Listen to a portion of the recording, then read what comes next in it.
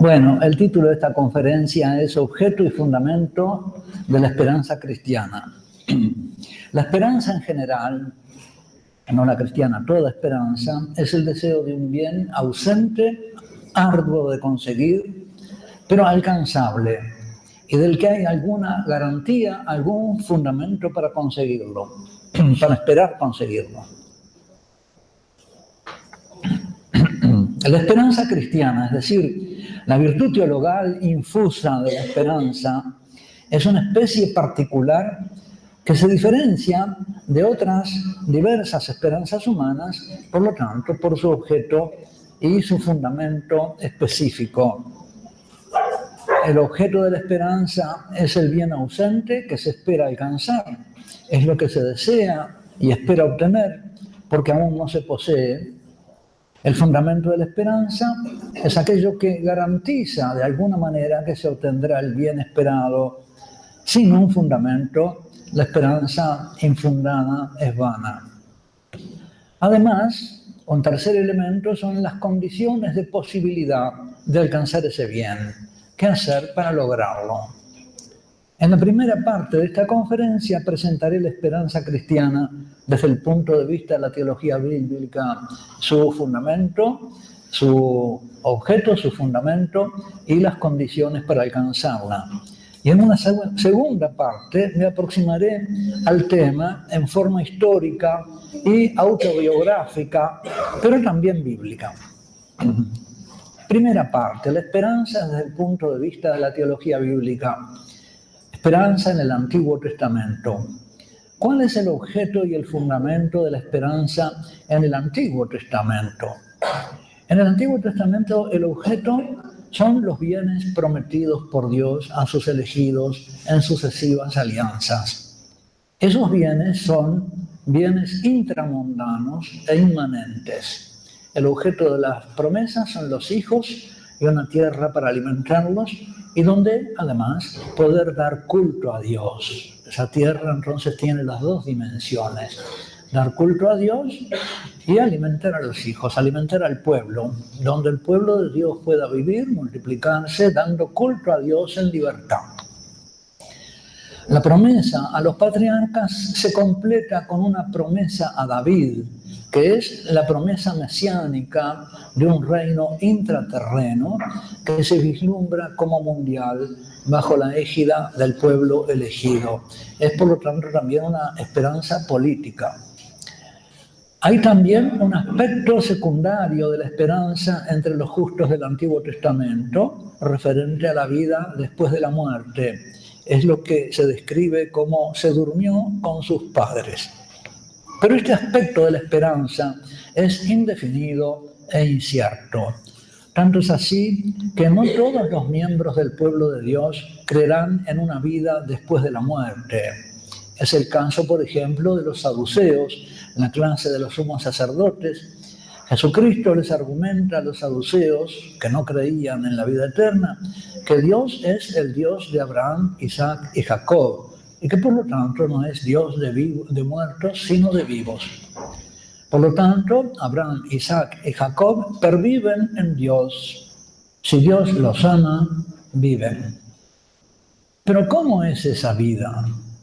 Todavía no hay revelación divina clara al respecto en el Antiguo Testamento. Se trata de un objeto de esperanza deducible de la revelación. Al mundo de ultratumba le llaman los autores del Antiguo Testamento el Sheol, palabra que deriva del verbo hebreo sha'al, que significa preguntar. El Sheol es, pues, el lugar acerca del cual se pregunta, un lugar incógnito y muchas veces temible y amedrentador.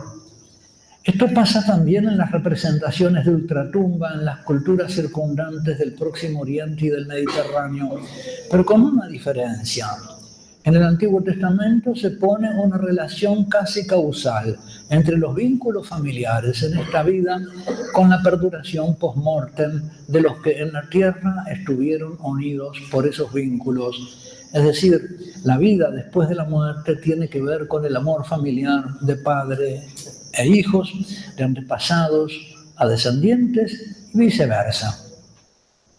El Seol es el lugar donde están mis antepasados, donde, aunque yo no sepa cómo, iré a reunirme con ellos. El amor familiar aquí en este mundo es un reclamo de una vida perdurable. Esta intuición no está desencaminada, pero el amor familiar no puede todavía llamarse garantía de la esperanza, sino en cuanto se funda en la alianza. Porque por la alianza Dios establece una relación de parentesco con él, y por eso se llama el Dios de Abraham, de Isaac y de Jacob. Es el Dios pariente. Jesucristo argumentará contra los saduceos: Dios no es Dios de muertos, sino de vivientes. Pero el objeto primario de la esperanza veterotestamentaria no está en el más allá, sino en el más acá, en los hijos y en una tierra para alimentarlos. Más tarde, esta esperanza, y además la importancia de que Dios sea pariente, está para acá el más acá, porque como pariente va a defender a su pueblo, a sus parientes, los va a liberar de la esclavitud, les va a asegurar alimento para los hijos, etc. Y la descendencia. Más tarde, esta esperanza se ampliará con esperanzas mesiánicas que a partir de la promesa hecha a Abraham: en ti serán bendecidas todas las naciones, a partir de la promesa a Abraham, abren la perspectiva de un reino de Israel sobre todas las naciones, con el fin de expandir la vigencia de la ley divina sobre el resto de la humanidad, que la había olvidado, no tenía, ¿verdad?, no aceptaba la ley natural. Y por lo tanto la ley era necesaria que se proclamara de nuevo. El siervo del Señor implantará la ley hasta en las islas lejanas. Leemos en Isaías 42, uno de los cánticos del siervo. Una misión mundial del pueblo de Israel que algunos conciben como un reino mesiánico de orden político. En cuanto al fundamento de la esperanza veterotestamentaria, es un fundamento religioso y trascendente: la comunicación y la promesa de Dios. Se espera entrar en la tierra y poseerla porque es la tierra prometida por Dios. Dios se ha hecho pariente de los patriarcas y ha atado por fidelidad a su descendencia, que perdurará sobre la tierra y en la eternidad. Más tarde ha ido renovando sus alianzas en el Sinaí y a David. Las condiciones para alcanzar los bienes prometidos en el Antiguo Testamento son: A, en primer lugar, la pertenencia a la descendencia de los patriarcas, ser miembro del pueblo de Dios, se es heredero de las promesas por vía de sangre. Y B, ser fieles a la alianza, la fidelidad a la alianza. En síntesis, el objeto de la promesa es inmanente y terrenal. Primero nacional, luego internacional, pero está abierto derivadamente a una perdurabilidad de los amores después de la muerte. El fundamento es una comunicación de Dios con el hombre, acontecida históricamente. Esta comunicación ocurrida contiene una promesa e implica una intervención divina en la historia. La condición para alcanzar los bienes prometidos son la pertenencia al pueblo según la carne y la fidelidad a la alianza. Pasemos ahora a la esperanza en el Nuevo Testamento. En el Nuevo Testamento, los bienes que promete Jesucristo, el Hijo de Dios hecho hombre, son, a la inversa, primariamente celestiales y derivadamente terrenales. En el Antiguo eran terrenales y derivadamente celestiales. Acá es al revés. Primariamente celestiales y derivadamente, secundariamente, terrenales. ¿Cuál es el bien principal? El objeto principal de la esperanza cristiana son las personas divinas y la comunión con ellas. Es Cristo nuestra esperanza. Y Jesucristo es inseparable del Padre y del Espíritu Santo, porque no sería Jesucristo si no estuviera en relación con ellos. Él se revela en relación con el Padre y en relación con el Espíritu Santo. Él es también el fundamento, no solo es el objeto, sino es el fundamento por el que sus discípulos esperamos alcanzar la comunión de vida con Dios Padre, Hijo y Espíritu Santo en esta vida y en la eterna. La divinización aquí y el abrazo con el Padre en la vida eterna. La generación que aquí comienza y que dura eternamente, siendo engendrados en forma análoga a lo que el Verbo es engendrado por el Padre eternamente. Esta es la vida eterna, que te conozcan a ti, el único Dios verdadero, y a tu enviado Jesucristo. Pero no con un conocimiento como puede ser el demoníaco, que conocen a Dios pero tiemblan, sino con el conocimiento que solo se puede adquirir desde dentro de la comunión amorosa con el Padre. La supervivencia después de la muerte ya no es un reunirse con los antepasados en el lugar de la pregunta, en el Sheol, porque así lo reclama la voz del amor humano en el alma creada. Ahora se ofrece algo que el hombre no podría haber deseado ni imaginado. Se ofrece una participación en una comunión en la vida con Dios mismo como Padre, recibiendo la vida eternamente de Él como hijos. Diríamos que se nos ofrece el abrazo eterno de hijos con Dios Padre, después de haber vivido en la tierra como hijos, y porque se ha vivido así en la tierra como se vivirá en el cielo. Esta es la condición. El fundamento de la esperanza de llegar al abrazo filial con el Padre es también la iniciativa salvadora de las tres divinas personas. Es el Hijo que vino a revelarnos al Padre, mostrándose a sí mismo como Hijo obediente.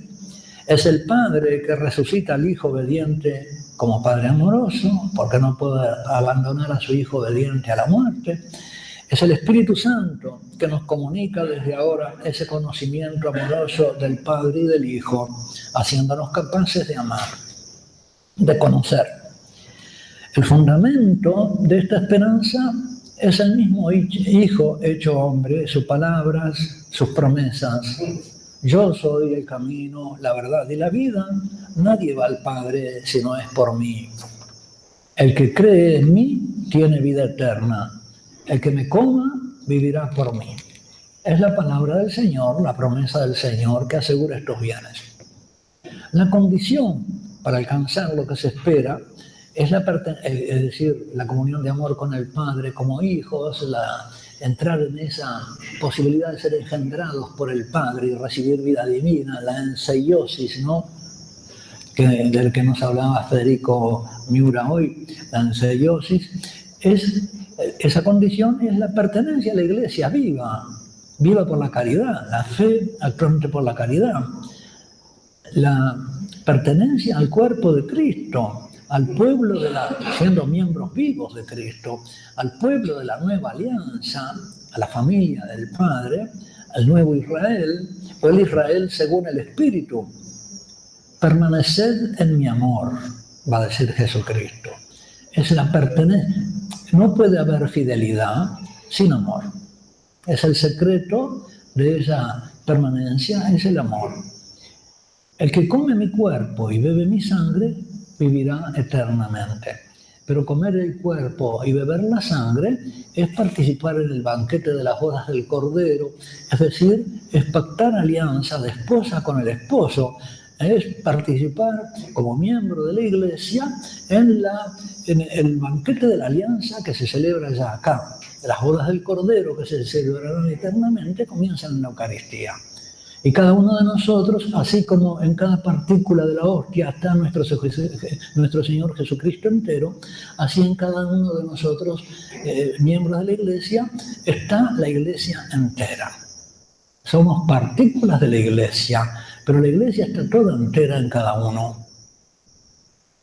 De modo que si vivimos con esa obediencia filial al Padre y esponsal al Verbo, de modo que en el Nuevo Testamento, tanto el objeto de la promesa como su fundamento son Dios mismo, Padre, Hijo y Espíritu Santo, que es la promesa del Padre, es decir, es una persona la promesa, es decir, fundamentos personales y trascendentes.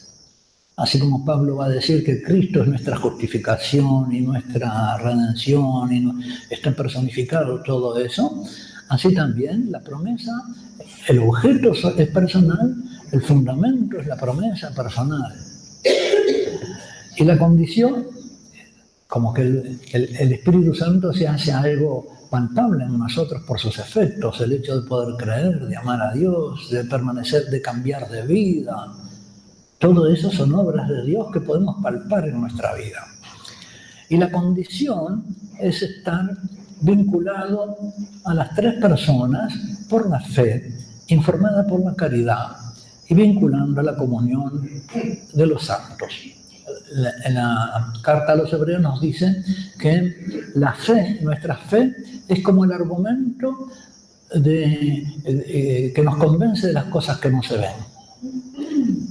Es el argumento, es como la prueba de las cosas que no se ven, nuestra fe. Porque nuestra fe es ya una obra que hace experimentable la acción del Espíritu Santo. Nadie puede decir Señor, Jesús es el Señor, sino en el Espíritu Santo. Y por lo tanto, es la demostración de las cosas que todavía no vemos. Es la acción en nosotros de las tres personas que sin verlas están actuando en nosotros y cuya acción podemos experimentar. Esto no significa que el amor divino excluya ciertos bienes en esta vida, sino que los incluye, pero como añadidura, como bienes adjuntos al bien principal.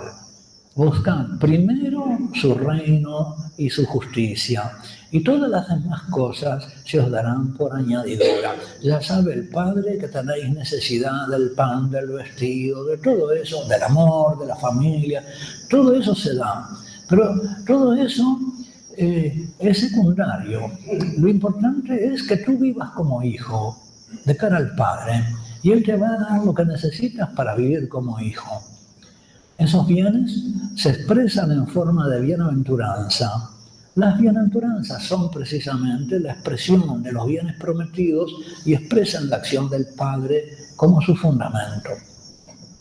Si en el Antiguo Testamento la esperanza estaba anclada en la tierra para abrirse a lo eterno, en el Nuevo Testamento está anclada en el cielo y desde allí asegura una vida bienaventurada en la tierra, que no es la bienaventuranza, no es bienestar, es bienaventuranza.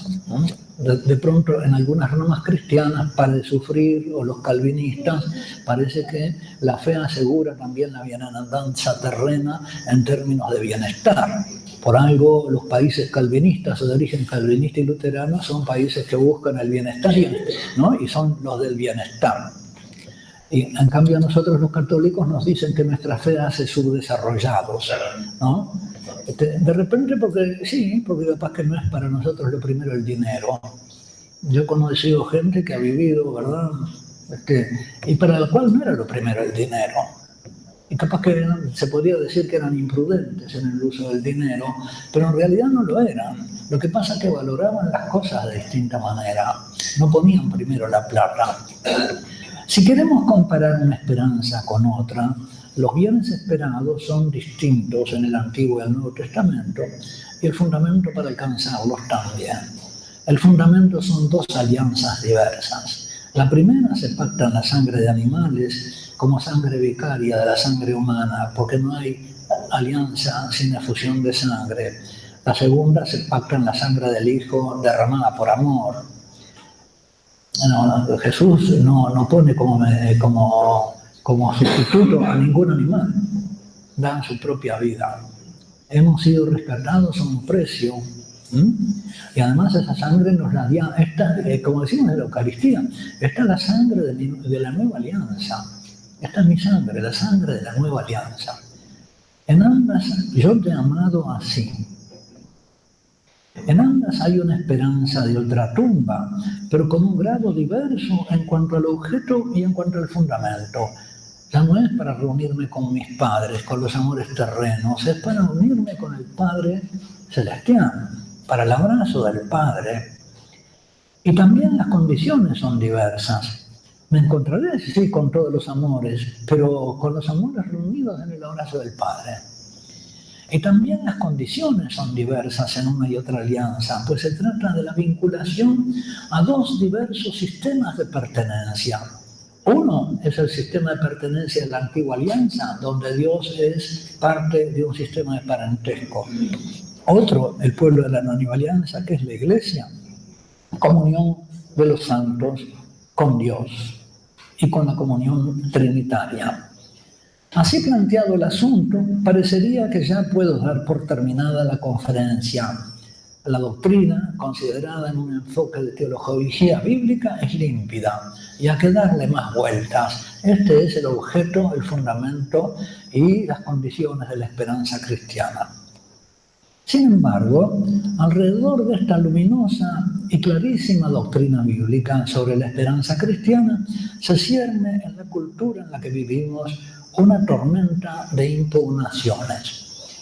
A propósito de ella, se han dividido los espíritus no solamente entre los creyentes en el Antiguo Testamento y los creyentes en el Nuevo, sino entre el mundo y la Iglesia. Y lo más preocupante, dentro del pueblo católico, incluida buena parte de los miembros, de sus miembros docentes. Así que la esperanza católica ha venido a quedar bajo fuego cruzado y cobra para nosotros particular actualidad el dicho de San Pedro: estad siempre dispuestos a dar razón de vuestra esperanza a aquellos que os la pidan. No como quien la exige, sino como quien la desea. Porque a los otros, a los indignos, las cosas santas son para los santos. Al que pregunta para objetar, no hay que responderle. Segunda parte ahora, histórico-biográfica. Por eso, por este hecho, que la esperanza cristiana históricamente ha quedado así, bajo fuego cruzado, voy a aproximarme ahora al tema de mi conferencia de un modo histórico, autobiográfico, contándoles cómo me vi en la necesidad de tratar este tema y para qué. Algo que parece tan sencillo y que no hay vueltas que darle, sin embargo, había que explicarlo. ¿En qué circunstancias políticas y eclesiales en las que nuestra esperanza se convirtió en un tema candente y martirial? Esto nos permitirá, y en el que había que dar razón de esta esperanza, esto nos permitirá situar nuestra esperanza cristiana por contraste con errores acerca de ella o contra interpretaciones reduccionistas, pero también para advertir que no se trata de un asunto puramente teórico, sino que la doctrina católica acerca de la esperanza es un asunto esencialmente vital. Hace 41 años, en el año 1970, fui invitado a hablar en la Facultad de Teología de los Jesuitas de San Leopoldo, Río Grande del Sur, Brasil, sobre un tema relacionado estrechamente con el objeto y el fundamento de nuestra esperanza. Era un congreso en el que se debatían puntos candentes alrededor de la teología de la liberación y del diálogo cristiano-marxista. En ese tiempo se multiplicaban los grupos de cristianos para el socialismo, sacerdotes del tercer mundo, etc. El marxismo tendía la mano a los cristianos, invitándolos a aliarse con el socialismo histórico para dialogar y asociarse en una acción política conjunta en vistas a aquellos asuntos que tenían en común, dejando todo lo que los dividía. Lamentablemente, lo que nos dividía y se nos invitaba a dejar de lado a los católicos era precisamente nuestra identidad creyente y nuestros vínculos constitutivos, empezando por las virtudes teologales, entre ellas particularmente la esperanza, que introduce al creyente en la unión vital con Dios, Jesucristo, la Santísima Trinidad, la Iglesia militante y triunfante, la comunión de los santos, las Sagradas Escrituras. Todo eso nos dividía y teníamos que dejarlo de lado para entrar a ser útiles, idiotas útiles, en la unión a los marxistas. Las virtudes teologales, fe, esperanza y caridad, son las que informan a las virtudes cardinales, que son el alma de la acción política, la prudencia, la justicia, la fortaleza y la templanza. no se pueden separar, no se pueden dejar de lado las virtudes teologales, porque son las que animan a las cardinales. Entonces, era imposible coincidir en la prudencia, la justicia, la fortaleza y la templanza con los hombres que no estaban animados en su prudencia, justicia, fortaleza y templanza por las virtudes teologales. No son iguales. Precisamente porque las virtudes teologales salvan a nuestra prudencia, salvan nuestra justicia, nos dan la fuerza para la templanza y para la fortaleza. Pero también informan esas virtudes teologales a las demás virtudes morales, entre las cuales la principal es la virtud de la religión, que los marxistas precisamente tienen como un obstáculo para la formación de la sociedad perfecta. Ahora bien, era el opio del pueblo. Ahora bien, esas virtudes dependen estrechamente de la virtud de la teologal infusa de la esperanza, que las informa, las anima y dirige de manera especial. En 1969, 2 años antes de la invitación a San Leopoldo, yo había terminado mis estudios en el Instituto Bíblico y había vuelto al Río de la Plata, donde me habían encomendado dictar clases de Antiguo Testamento en el seminario interdiocesano. Me pedían, pues, los jesuitas organizadores de aquel congreso en Brasil, que como profesor de Antiguo Testamento me ocupara de la esperanza cristiana desde la óptica del Antiguo Testamento. La inquietud de fondo era hasta qué punto se conectaba o en qué coincidía y se diferenciaba la esperanza cristiana con la esperanza del Antiguo Testamento y cómo se articulaba con él nuestra esperanza.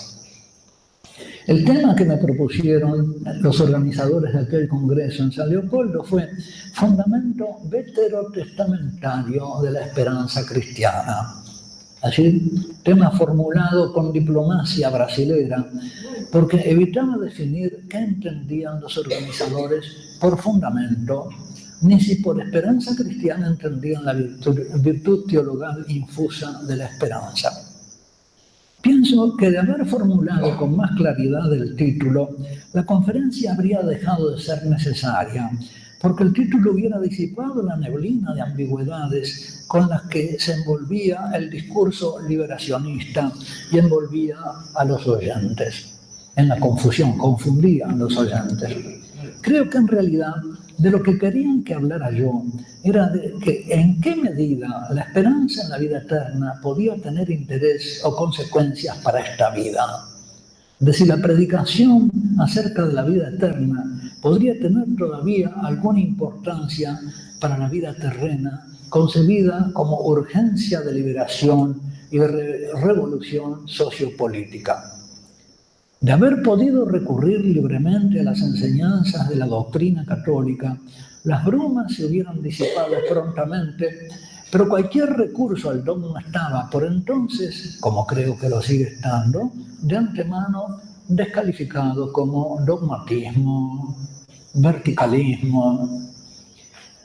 Se escracha, ¿no?, con distintas etiquetas. No se podía acudir a las verdades de fe. Había que reinventar la verdad en el diálogo con los marxistas. Y había que hablar incluso en ambientes católicos preparándonos para el diálogo con los marxistas, de modo que se introducía como una especie de autocensura.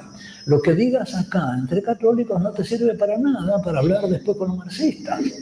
Entonces, inventemos acá un diálogo y un lenguaje que nos sirva para entendernos. Marx había acusado a la esperanza cristiana en la vida eterna como opio del pueblo.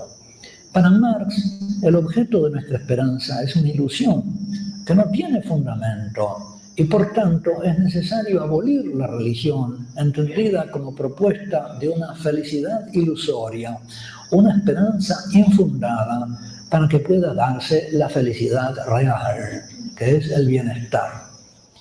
Los herederos de Marx tenían desde entonces a la virtud teologal de la esperanza sentada en el banquillo de los acusados, bajo sospecha, desprestigiada y descalificada. Era incorrecto, no ya solamente políticamente incorrecto, sino también incorrecto a secas nombrar la vida eterna, el cielo o la trascendencia. Eso era, según Marx, solo el suspiro de la criatura oprimida. Son palabras de él, el suspiro de la criatura oprimida. Y por lo tanto era aumentar la opresión. Un lenguaje inventado para alimentar la opresión, el lenguaje de los opresores. Si tú hablabas este lenguaje, eras un opresor convalidador de los opresores. Y la teología era un instrumento de opresión. Animate. Para entrar en el diálogo cristiano-marxista, los católicos teníamos que dejar en la puerta, como los zapatos fuera de la mezquita musulmana, toda referencia a la vida eterna, trascendencia, bienes escatológicos propios de nuestra esperanza. Predicar sobre esos temas e incluso pretender incluirlos en un discurso académico era ofensivo a los oídos de los interlocutores marxistas y, al parecer, hasta dentro de los templos y las aulas académicas, las paredes tenían oídos marxistas, por lo que ni dentro de los templos era correcto hablar del cielo y la vida eterna. Se había instalado en las tribunas donde se hablaba del tema la censura previa para todo lo sobrenatural, como una evasión del verdadero problema. La justicia social era el verdadero problema, el cambio de las estructuras, la toma del poder, la sociedad sin clases. La fe y la doctrina de la fe católica estaban acusadas de ser aliadas de los opresores y de haber servido como instrumentos para la opresión de los pobres por los poderosos. El lavado de cerebro a que habían sido sometidos los cristianos en las cárceles marxistas apuntaba a hacerles confesar eso y a convertirse en agentes de la revolución para ser redimidos por la doctrina marxista. Algunas pocas cabezas del liberacionismo habían conocido una obra que sustituía la esperanza cristiana con utopías intraterrenas, sostenidas con fervor religioso antagónico a la piedad cristiana. Fervor religioso antagónico. Me refiero a una obra del marxista Ernst Bloch, titulada Das Prinzip Hoffnung, el principio esperanza. Esta obra la había escrito Ernst Bloch en su exilio en los Estados Unidos entre los años 1938 a 1947. Por ser judío, había tenido que huir de Alemania. Esta obra se había publicado recién en 1959. El principio esperanza ha sido descrito como un monumental tratado enciclopédico de la utopía. Habíamos oído hablar de la utopía, ¿no? Es decir, una utopía inmanente, intraterrena, antagónica a la esperanza cristiana desde el título de la obra. De él ha dicho el filósofo y politólogo italiano Augusto Del Noce que la obra de Bloch, de hecho, no es más que la versión marxista de una tesis que tiene muy remotos orígenes y según la cual la historia del verdadero cristianismo coincidiría con la historia de la herejía. Es decir, que lo que ha sido tenido por la Iglesia como herejía, ese ha sido el verdadero cristianismo. Kautsky, uno de los ideólogos marxistas que habla sobre Jesucristo, para él Jesucristo fue el verdadero revolucionario, pero los cristianos, sus discípulos, hicieron abortar el espíritu revolucionario de Cristo. A su vuelta en Alemania, Ernst Bloch siguió publicando y en 1968, fíjense, son los años próximos en que me invitaban, ¿no? 70, 71, apareció su libro El ateísmo en el cristianismo, que sembró la confusión en el diálogo cristiano-marxista. Tanto de este como sus otros libros se ha dicho que son todos ellos portadores siempre de un único mensaje: la exigencia de crítica radical y de transformación social. Eso de por sí no sería malo, Pero él lo hace en clave comunista anticristiana, según la cual habría que abolir al cristianismo histórico que traicionó a Jesucristo y sustituirlo por la visión marxista, que es el verdadero humanismo que Jesús reclamaba. No impidió el influjo de la obra de Bloch el hecho de que Theodor Adorno, uno de los fundadores de la escuela marxista de Frankfurt, la declara que va mucho más allá de Gramsci en la aplicación de los principios de la revolución cultural. No impidió el influjo de la obra de Bloch el hecho de que Theodor Adorno, uno de los fundadores de la escuela marxista de Frankfurt, la declarara entonces como una utopía perimida, una obra anacrónica, propia de esperanzas utópicas que jamás se cumplirían. Para él, Bloch se había quedado atrás en los métodos para hacer de lado al cristianismo, desprenderse del cristianismo. El gran giro histórico que se produjo tras el final de la Segunda Guerra Mundial y la toma de conciencia respecto al perfil genocida de Stalin iban cerrando las puertas definitivamente al comunismo, o al menos lo habían convertido en una pesadilla. Aún en 1960, el 40% de la población mundial vivía bajo regímenes comunistas, pero ahora la utopía ya había mutado hacia la pesadilla. Entonces había que cambiar de firma. Se cierra la firma y se abre otra. Oh, no, eso ya quedó atrás. Ernst Bloch era leído por pocos, como pocos eran los comunistas que habían leído El Capital de Karl Marx. Pero había divulgadores. Y uno fue el marxista checoslovaco Milan Machovec, no sé cómo se pronuncia, Machovec, autor del libro Jesús para los ateos, uno de los principales motores del diálogo cristiano-marxista. Para este autor, Jesús no pertenece solo a los creyentes. ¿Qué se creen? ¿Que ustedes son los dueños de Jesús? Pertenece también a los rebeldes, a los herejes, a los ateos, a los marxistas y comunistas, aunque no acepten las afirmaciones de la fe sobre su divinidad que hacen los discípulos. Tanto Ernst Bloch como Milan Machovec dialogan con el cristianismo desde un tan ambiguo como engañoso enfoque que tiene del hecho cristiano el filósofo Hegel.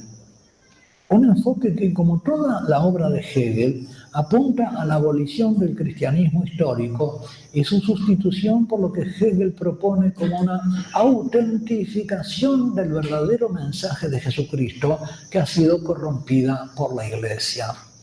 Es por eso que, como muestra el padre Ignacio Andereggen en su obra Hegel y el catolicismo, la filosofía hegeliana es incompatible con la fe y no puede servir para la reflexión teológica como algunos teólogos desgraciadamente han pretendido. El diálogo cristiano-marxista, a mi entender, se entabló con ese polo utópico y anacrónico del marxismo representado por Ernst Bloch y Milan Machovec, un polo que iba a colapsar para su sorpresa, dejándolos mudos y sin interlocutor pocos años después, en 1991, con la caída del muro de Berlín y la disolución de la Unión Soviética. Así que la teología de la liberación dialogaba con ese marxismo agonizante, que ya boqueaba. Y ellos entendían que era el futuro político, que no había otra salida política, que la doctrina marxista era la mediación entre la teología y las opciones políticas concretas. Pero Milan Machovec, disidente del marxismo histórico, influye en autores rioplatenses como el jesuita Juan Luis II, el cual admira el Jesús para ateos de Machovec y se propone emularlo y hasta superarlo. Juan Luis II se pregunta: ¿qué nos separa a los creyentes del ateo que busca sinceramente? El ateísmo es un elemento necesario de nuestra fe. El ateísmo es un elemento necesario de nuestra fe, sorpréndanse. El ateísmo debe enseñarle continuamente, radicalmente a nuestra fe. Es nuestro maestro el ateísmo. Frente a Dios Solo el descontento es sincero. El elogio fúnebre que hizo del jesuita Juan Luis II, una concejal marxista del gobierno municipal de Montevideo, fue el siguiente.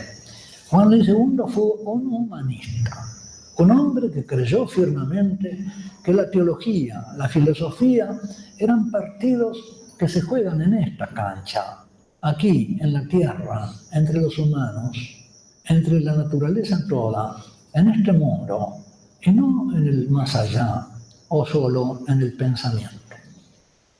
Por esta cadena de divulgadores llega a los cristianos comprometidos en política el pensamiento marxista, que ha hecho de su ideología la fe obligatoria y ha declarado ideología a la fe católica. Juan Luis II tiene un libro que se llama así precisamente La liberación de la teología. Pues la teología ha sido hasta entonces esclava, ahora necesita ser liberada. Pero ya, fíjense que Schweitzer, ya en 1853, Schweitzer, el ideólogo alemán, el racionalista alemán, el que niega todos los milagros, que escribe la vida de Jesucristo, dice, es necesario que liberemos a la mente del yugo, el yugo de la fe, Glaubensjoche, ¿no? Él se propone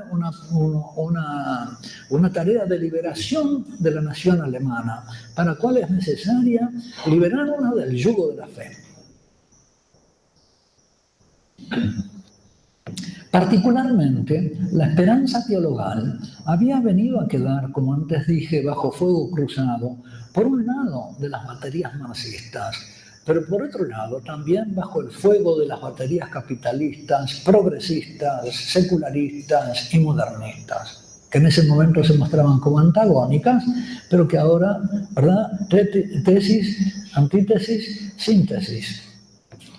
Había muchos puntos de contacto entre la mentalidad protestante y el marxismo. La principal de las coincidencias estaba en la concepción inmanentista de la fe cristiana y, consecuentemente, la inmanentización del objeto de la esperanza. La esperanza para acá, viene de acá. Así se explica lo calvinista, ¿no? La bienandanza. Si vos sos fiel, vas a tener éxito acá. Así se explica que el Consejo Mundial de las Iglesias, un sacerdote polaco que vivió mucho tiempo en Chile, el padre Podorowski, publicó en Verbum una serie de artículos en que él muestra cómo el protestantismo es propiamente una judaización del catolicismo, es decir, un retorno desde la fe católica hacia la fe judaica, es decir, hacia un contenido de la esperanza, un fundamento de la esperanza más judío que cristiano. Así se explica que el Consejo Mundial de las Iglesias no solamente simpatizara con la guerrilla armada en América Latina, sino que algunos de sus miembros e instituciones les proporcionaran clandestinamente dinero para armas y favorecieran la difusión de sus bases ideológicas a través de instituciones y publicaciones, como por ejemplo ISAL, Iglesia y Sociedad en América Latina. El diálogo cristiano-marxista había puesto a los cristianos a estudiar las fuentes marxistas con más dedicación que sus propias fuentes, pero sin necesidad de leer las fuentes marxistas que no están al alcance del común. Las revistas, los medios de comunicación divulgaban el ataque de la inmanencia a la trascendencia. Y además teólogos católicos como Gustavo Gutiérrez, Juan Luis II, Boff, Assmann. Se decía por entonces, en ámbitos católicos, que era una crueldad predicarle el Evangelio a los estómagos vacíos, siendo así que ellos eran los más necesitados de saberse hijos amados de Dios y de que se les anunciase la esperanza cristiana. Eso se decía cuando yo estaba en Chile, me acuerdo en tiempos del Conionado. Horacio, no se le puede predicar el Evangelio a gente que tiene hambre, hay que darle primero el pan de comer. Pasados los años me mandaron a estudiar teología a Holanda Y ahí mis compañeros holandeses me decían, Horacio, acá a la gente no le interesa el evangelio porque tienen todas las necesidades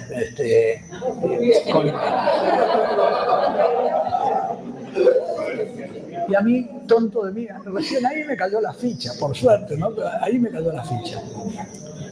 El evangelio no le importa a nadie.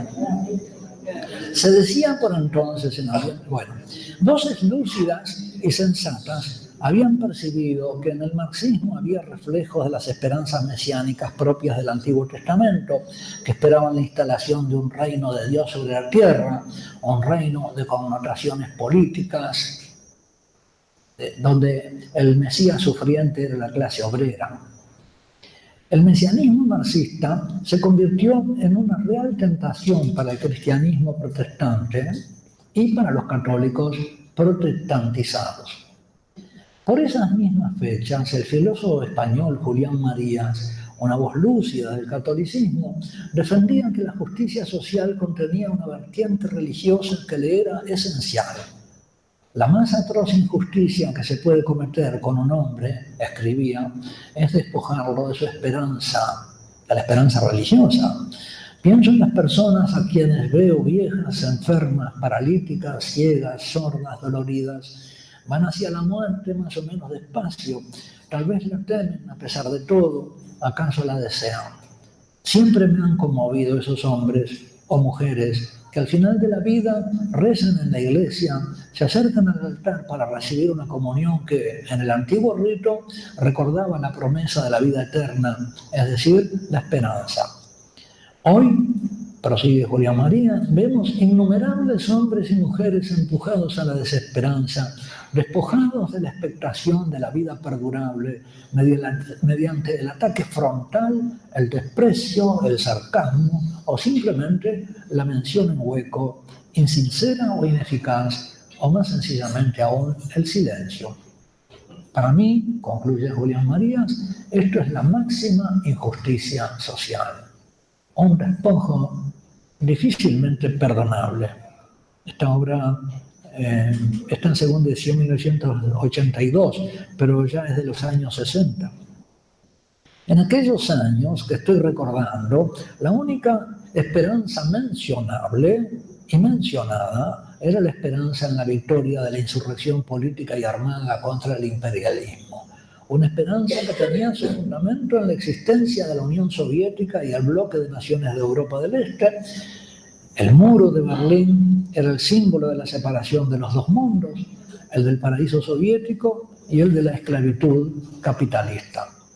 El bloque oriental, dominado por los soviéticos, oficialmente sostenía que el muro fue levantado para proteger a su población de elementos fascistas que conspiraban para prevenir la voluntad popular de construir un Estado socialista en Alemania del Este. No obstante, en la práctica, el muro servía para impedir la inmigración masiva que marcó a Alemania del Este y al bloque comunista durante el periodo posterior a la Segunda Guerra Mundial. Se estaba lejos de suponer en 1971 que apenas solo 17 años después, la caída del muro de Berlín iniciaría el derrumbe de la Unión Soviética y del socialismo real. Por el contrario, se nos mostraba ese socialismo real como la meta y el camino para lograr la liberación de la dominación capitalista e imperialista. Sin embargo, con algo más de perspectiva, podemos advertir hoy que la caída del socialismo real significaba la siembra de sus ideas en el resto del mundo. Pero a tan corta distancia del derrumbe, la teología de la liberación, que constituía como un paraguas ideológico de la guerrilla armada, justificaba una esperanza política que se sentía más próxima del mesianismo veterotestamentario que de las promesas de Cristo y de la vida eterna, pero que se había infiltrado en el mundo católico. Esto sucedió porque en la década del 60 el mundo católico había abatido los bastiones, como deseaba y luego lamentaron pensadores como Hans Urs von Balthasar y Jacques Maritain. Así pudo sobrevenir aquella confusión entre la esperanza teologal y la esperanza mesiánica terrenal, de naturaleza ideológica y marxista propiamente herética. Hemos vivido y estamos viviendo rodeados de una herejía contra la esperanza sobrenatural. Debemos ser lúcidos para reconocerla y guardarnos de ella. Después de la caída del comunismo real, se inicia el periodo en que todavía estamos, donde los errores de Rusia soviética, según lo profetizó la Santísima Virgen en Fátima, se han diseminado por todo el mundo y ya no nos vienen desde una izquierda política, sino desde una cultura ambidiestra, que actúa en economía como liberal y en cultura como marxista, y con ambas manos estrangulan nuestra esperanza. En un libro reciente titulado El mesianismo ideológico, el filósofo argentino Mario Enrique Sacchi ha examinado las ideologías y ha mostrado que lo que se presenta como una liberación de la ilusoria esperanza religiosa católica es en realidad, dice él, también producto de un pensamiento formalmente religioso. Es una religión esta ideología, o por lo menos que de antemano contiene una posición determinada acerca de la esencia y del fin último del ser humano y de sus relaciones con el primer principio de las cosas. La ideología esconde en sus entrañas un programa de vida humana y encierra una concepción del origen y del destino del hombre que anteceden a la formulación de una planificación de la historia de los pueblos. Por más que los ideólogos desprecian o ataquen nuestra esperanza, ellos pretenden sustituirla por otra esperanza de naturaleza criptorreligiosa, pero volveré sobre este hecho. Hasta aquí la coyuntura histórica donde se inscribe el tema de mi conferencia. En realidad, la ideología marxista se enfilaba sus cañones hacia el problema social, era una ideología al servicio de una lucha de clases. Cuando ella se diluye y se globaliza, se convierte en una ideología que va ya contra la naturaleza humana. Es lo que estamos viendo, contra la diferencia. Prohibido prohibir, decía el mayo francés de 1968. Prohibido prohibir. Es decir, prohibido, ahora mandamos nosotros. Los que prohibían antes ya no prohíban más, porque ahora nosotros mandamos. La esperanza sin Dios. Vuelvo a mi conferencia de San Leopoldo en 1971. En aquella conferencia comparé las esperanzas bíblicas en el Antiguo y Nuevo Testamento con la simple esperanza humana tal como se presentaba en el paganismo antiguo, sobre todo en el Antiguo Oriente, donde estaba Israel y nació el cristianismo.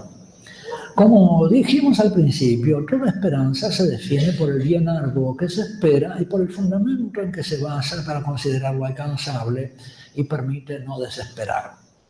Había en la antigüedad, en los pueblos paganos del Próximo Oriente y del Mediterráneo, ciertas formas de esta esperanza. Era una esperanza referida a este mundo, a los bienes inmanentes de la vida humana.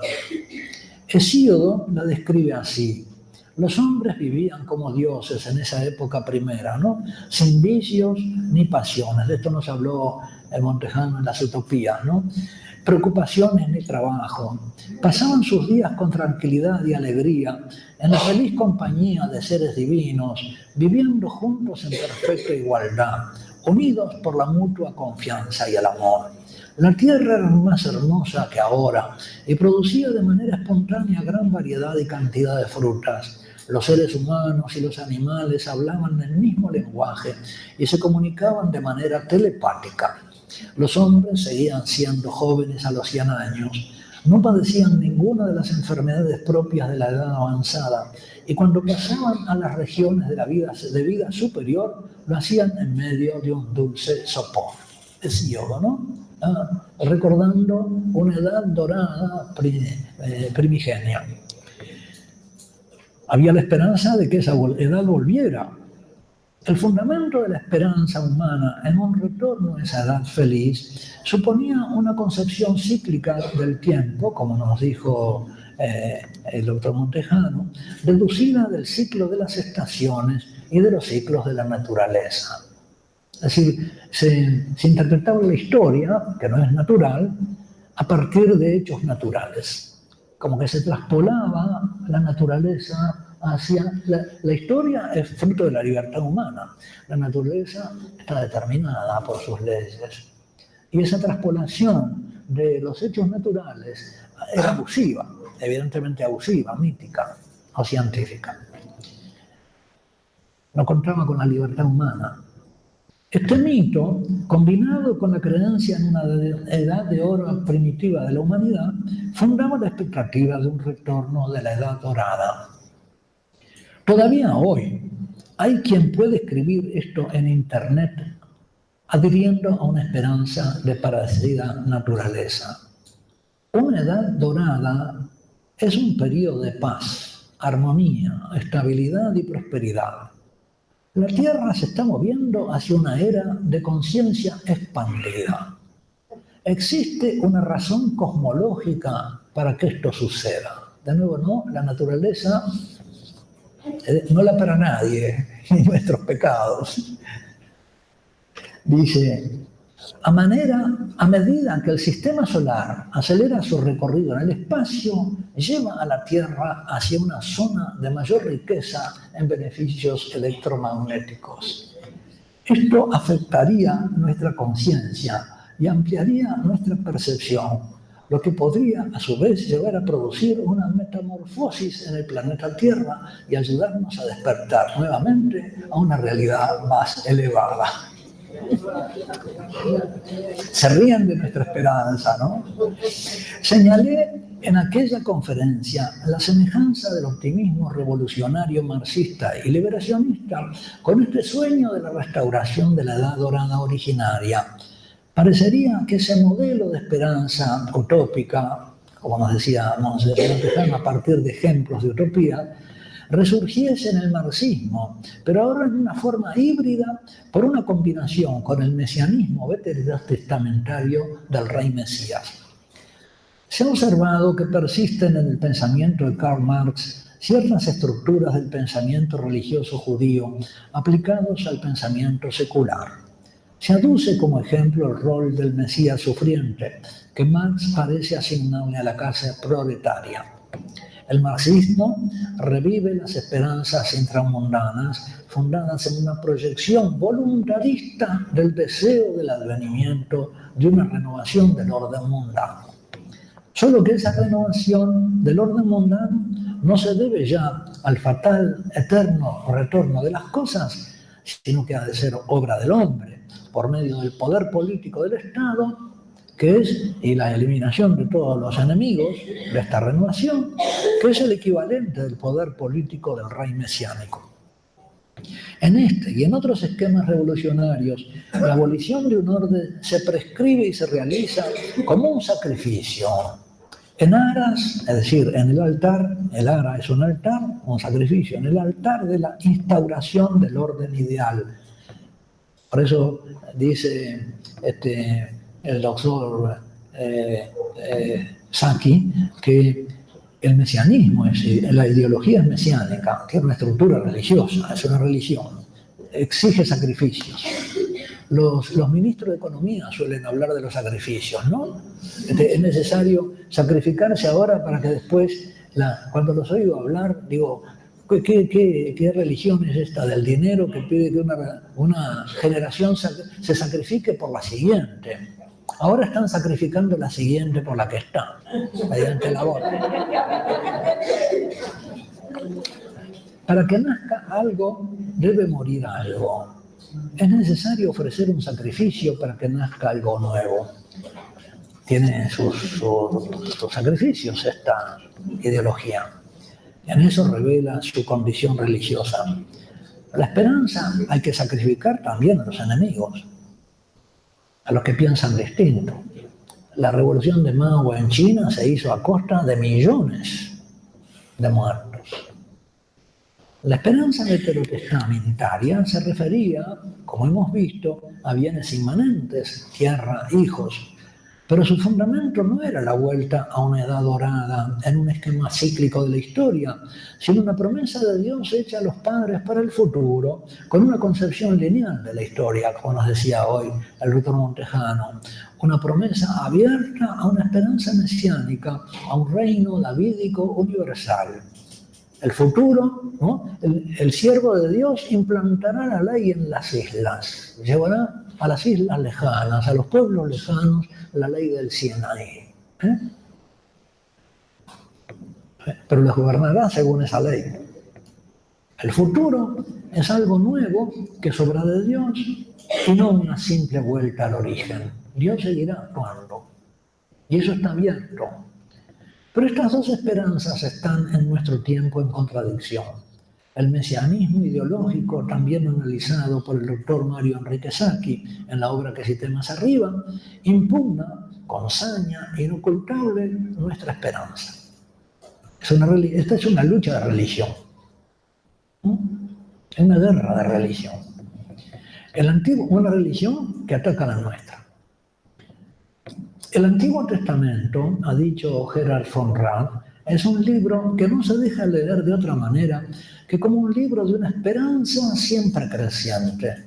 La historia de la fe en Yahvé se caracteriza por rupturas siempre nuevas, por irrupciones siempre renovadas, por intervenciones, reiniciaciones que abren nueva era, y por eso están nuevas eras, y por eso están abiertas al nuevo, a la aparición de Jesucristo, claro, porque anunciaban lo nuevo.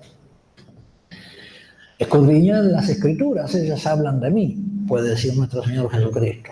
He venido no a abolir, sino a dar cumplimiento.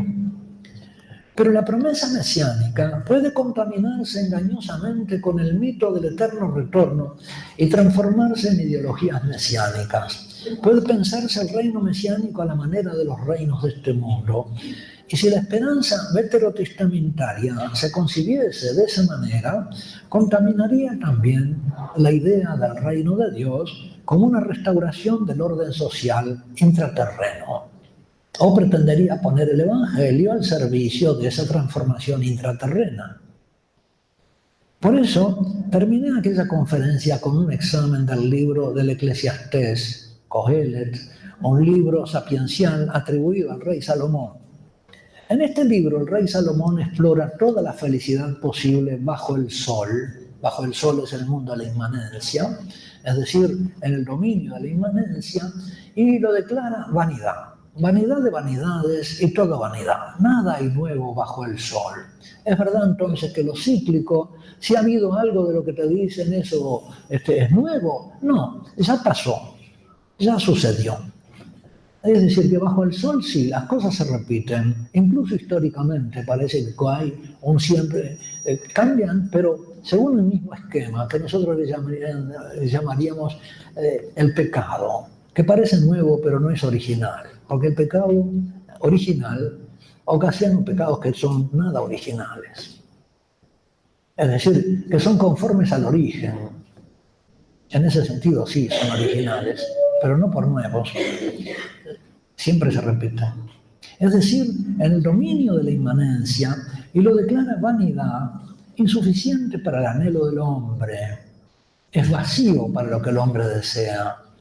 Les leo un fragmento, palabras del Eclesiastés, Cohelet, hijo de David, rey en Jerusalén. Vanidad, pura vanidad. Hay un tango de Gardel que dice algo así, ¿no? No es el todo, es mentira, pero es un soplo de la vida. La vanidad es eso, el soplo. Nada más que vanidad. ¿Qué provecho saca el hombre de todo el esfuerzo que realiza bajo el sol? No hay nada nuevo bajo el sol. Una generación se va y la otra viene, pero la tierra siempre permanece. El sol sale y el sol se pone. Se dirige afanosamente hacia el lugar de donde saldrá otra vez. El viento hacia el sur y gira hacia el norte. Va dando vueltas y retorna sobre su curso. Todos los ríos van al mar y el mar nunca se llena.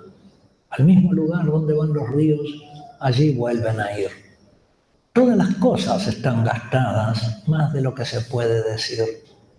No se sacia el ojo de ver y el oído no se sacia de escuchar. Lo que fue, eso mismo será. Lo que se hizo, eso mismo se hará. No hay nada nuevo bajo el sol. Si hay algo de lo que dicen, mira, esto sí que es algo nuevo, en realidad eso mismo ya existió, muchísimo antes que nosotros.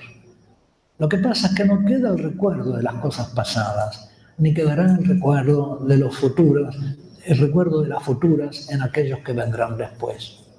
Yo, el Eclesiastés, he sido rey de Israel en Jerusalén y me dediqué a investigar y a explorar con sabiduría todo lo que se hace bajo el cielo. Esto es una ingrata tarea que Dios impuso a los hombres para que se ocupen de ella. Así observé todas las obras que se hacen bajo el sol y vi que todo es vanidad y correr tras el viento. Lo torcido no se puede enderezar ni se puede contar lo que falta. Entonces me dije a mí mismo, yo acumulé una gran sabiduría, más que todos mis predecesores en Jerusalén, es Salomón, ¿no? Y mi corazón ha visto mucha sabiduría y ciencia. Me dediqué a conocer la sabiduría, la ciencia, la locura y la necedad, y advertí que también esto es correr detrás del viento, porque mucha sabiduría trae mucho dolor, y el que acumula ciencia acumula aflicción. Yo me dije a mí mismo, ven, te haré experimentar el placer, goza del bienestar, pero también esto es vanidad. El Eclesiastés, como decía yo entonces en San Leopoldo, aparece así como un momento de la reflexión teológica del Antiguo Testamento que pretende conducir al hombre hacia una más auténtica forma de esperanza, aunque no sepa aún claramente qué objeto puede proponer a sus expectativas. Porque si le propone cosas de acá, todo eso es vano. Sabe sí cuál no debe ser el objeto de la esperanza, pero sobre todo ha descubierto que la esperanza es un modo de ser del hombre en esta vida bajo el sol y que debe guiarlo en su vida bajo el sol sobre la tierra. Es así como preparando el camino de la esperanza cristiana la fundamenta. Decía yo, el fundamento veterotestamentario de la esperanza cristiana. Es un fundamento negativo. La esperanza del Antiguo Testamento no es suficiente para el hombre, necesita algo más. Salomón critica como utópicas las ilusiones mesiánicas de un reino terreno, como una restauración de un ideal pasado. Aun si se restaurase toda la gloria del reinado de Salomón, ¿cuánto duraría? ¿No lo destruiría su sucesor, como efectivamente sucedió? ¿No volvería a suceder lo mismo? Para el Eclesiastés no existe la utopía sustentable, ni la revolución exitosa, ni el progreso sin fin. Nada hay nuevo bajo el sol. Oigamos nuevamente la reflexión inspirada del Eclesiastés que dice: llegué a ser tan grande que superé a todos mis predecesores en Jerusalén. Sin embargo, la sabiduría permanecía siempre conmigo. No negué a mis ojos nada de lo que pedían, ni privé a mi corazón de ningún placer. Mi corazón se alegraba en todos mis trabajos y este era el premio de todo mi esfuerzo. Pero cuando consideré las obras todas que habían hecho mis manos y todo el esfuerzo que me había empeñado en realizar, vi que todo es vanidad y correr tras el viento. No se obtiene ningún provecho bajo el sol. El sabio y el necio son iguales ante la muerte. Entonces volví mis ojos hacia la sabiduría, la locura y la insensatez. Porque ¿qué hará el sucesor del rey? En el Eclesiastés podemos ver la expresión de la experiencia de los límites de todas las esperanzas veterotestamentarias. Salomón reclama la ampliación del objeto de la esperanza.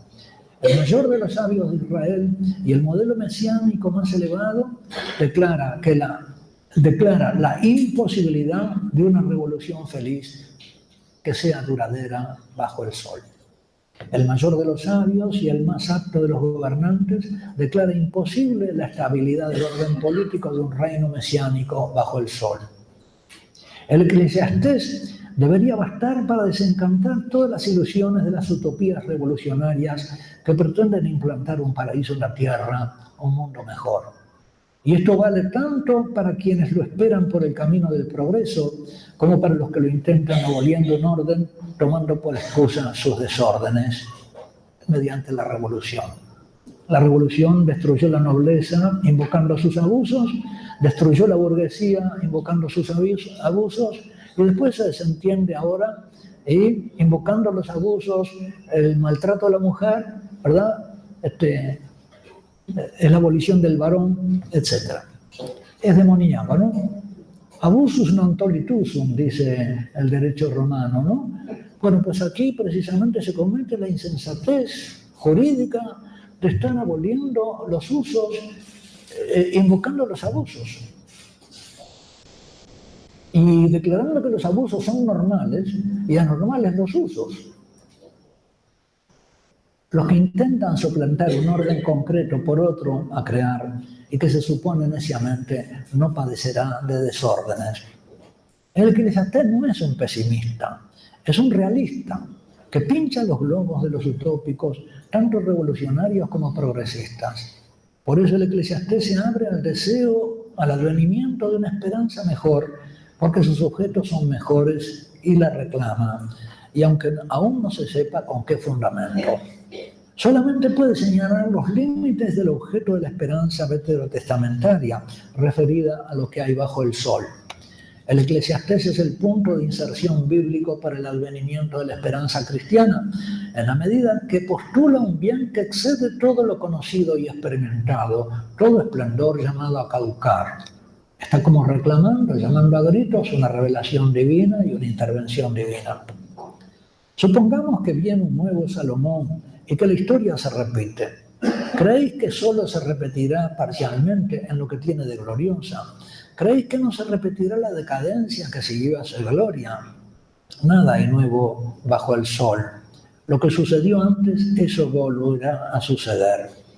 Con estas palabras introduce el Eclesiastés el ejemplo de Salomón. Salomón lo dice, no un pobre necio, sino el hombre que pudo tener conocimiento de causa. Y su amarga conclusión es, nada hay nuevo bajo el sol. ¿Qué hará el sucesor del rey? Los motivos que Salomón tenía para poder hablar así son tan conocidos que el Eclesiastés no necesita ni mencionarlos. La gloria de su reinado no le sobrevivió largo tiempo.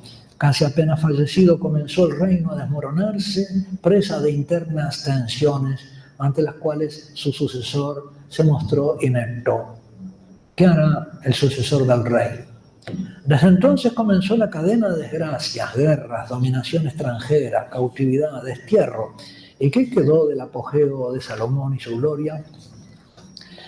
Es en vano esperar la salvación de un rey a lo Salomón, o como hoy, el Estado moderno o del Estado socialista, del progreso indefinido, de la sociedad sin clase, de la ONU o del gobierno mundial.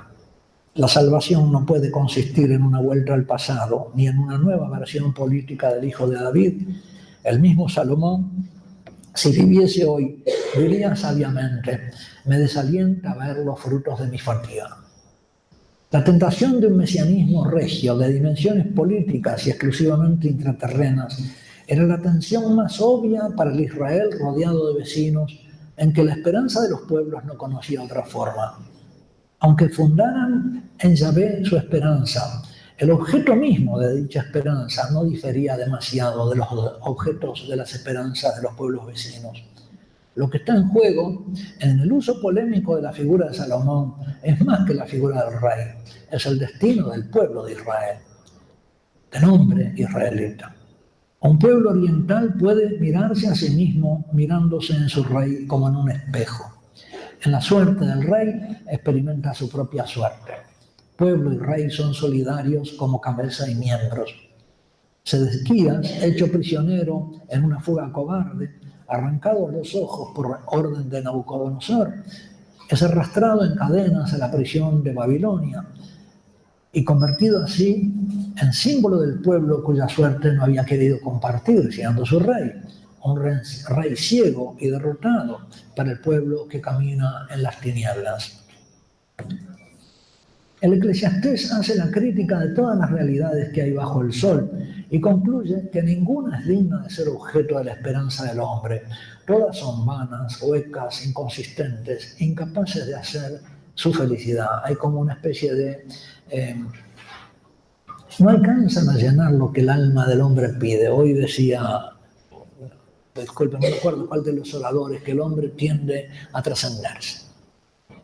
Así el Eclesiastés funda y prepara el aporte cristiano. Lo hace negativamente, mostrando dónde no se debe buscar y dónde no se debe esperar, debajo del sol, en la escena de lo intraterreno e inmanente de la obra de la mano de los hombres. Tiene que ser obra divina. Si hay un bien digno de fundar una esperanza de realización humana, esta no puede venir del hombre ni fundarse en lo humano, debe venir de Dios. En el Señor puse toda mi esperanza, dice el salmista en el Salmo 39. El Eclesiastés, la esperanza puesta en el Señor. El Eclesiastés sienta, sí, el postulado de la trascendencia del objeto de la esperanza y con esto ha alcanzado una cumbre de reflexión de fe veterotestamentaria. Queda abierto a la revelación de Jesucristo, que vendrá a responder a las preguntas que quedaban abiertas para el mayor de los sabios y el mejor de los reyes.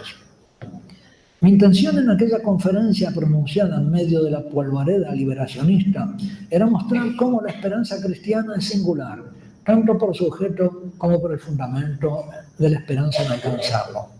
El objeto es ahora y siempre, por los siglos de los siglos, el Padre, Dios Padre, y la posibilidad de vivir ante Él como hijos. Y el fundamento es el Hijo y sus promesas y mandamientos nuevos. Es la gracia, el don del Espíritu Santo que hace nuevas todas las cosas. El escándalo ante este planteo, la decepción ante lo que experimentaban los desencantados de la fe como un poco apetitoso más de lo mismo, fue palpable durante el encuentro en San Leopoldo y a mi regreso a Uruguay. No era correcto hablar de la esperanza cristiana de su objeto, ni de su fundamento, ni de las condiciones para alcanzarlo en estos términos. Eso era mirado como un discurso obsoleto, superado, retrógrado, conservador por los progresistas y como un discurso burgués, contrarrevolucionario, opresor de los hombres por los marxistas.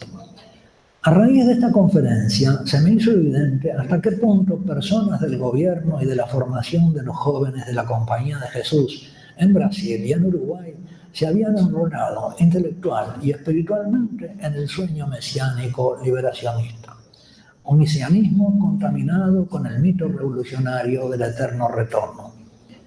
Con el transcurso de los años, parece más claro que progresismo y marxismo convergen en los mismos objetos de su esperanza, aunque puedan divergir en los fundamentos o en las condiciones para obtenerlos. Su objeto está bajo el sol y él es víctima de las ilusiones que exorciza el Eclesiastés. Si hoy tuviera que volver a pronunciar aquella conferencia, me agregaría la admonición de Jeremías: maldito el hombre que pone su confianza en lo humano. Y condividiría la sabiduría del salmista cuando dice: en el Señor puse toda mi esperanza. Sí, en el Señor, exaltado por el Padre y al que se le dio un nombre sobre todo nombre, Jesucristo, el Señor, el Hijo de Dios que vendrá a juzgar a los vivos y a los muertos. Alguien podrá preguntarse todavía cómo unir esta visión con las tareas históricas de los bautizados. Preguntarse si entonces hay que renunciar a los esfuerzos por instaurar el reinado social de nuestro Señor Jesucristo, porque no alcanza a ver cómo se articula esta esperanza teologal con las virtudes cardinales. Nos ha hablado de esa objeción, ¿verdad?, el Federico Miura Sever, y ha respondido muy bien, en términos muy claros. La respuesta consiste en que precisamente las virtudes teologales informan las virtudes cardinales del que vive en la historia como hijo de Dios, recibiéndose a sí mismo con su propia biografía y toda su expresión intrahistóricamente en el seno de la vinculación filial con Dios Padre, siendo engendrado, y por lo tanto recibiendo las obras que tiene que hacer, no de su propia prudencia, sino de la prudencia filial, que le hace reconocer que las obras del Padre que le son dadas no son suyas.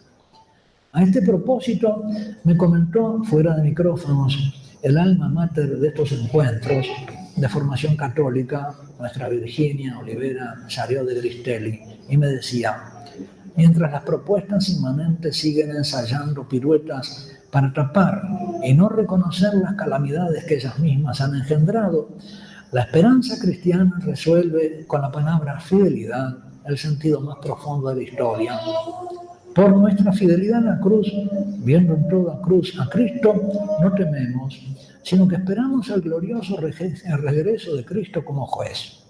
La trascendencia entonces se concilia perfectamente con nuestro hoy. Es la columna vertebral de nuestras obras, como es la cruz, límpida y triunfante, como estandarte. Todo en ella recobra sentido, por absurdo que parezca, y se hace soportable.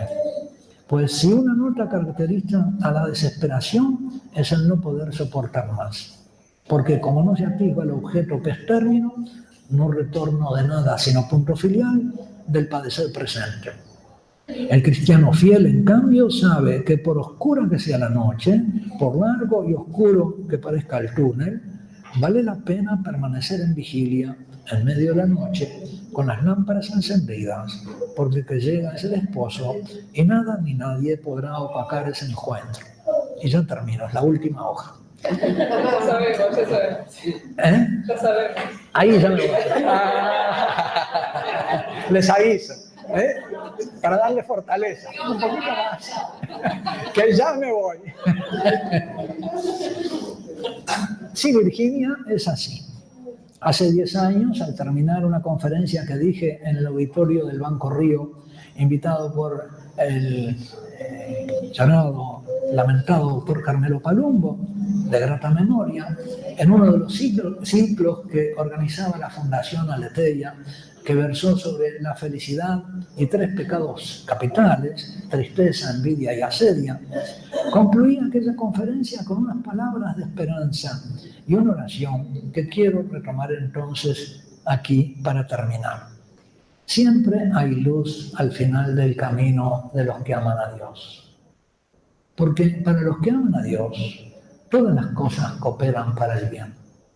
Y esa luz no es otra cosa que el corazón de nuestra Madre, que guarda allí las obras del amor.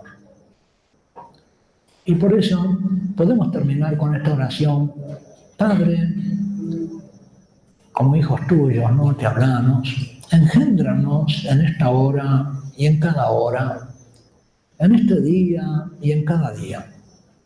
Queremos recibir el ser de ti, siempre y en cada momento, aquí sobre la tierra y en el cielo eternamente, para que podamos glorificarte como tú lo mereces.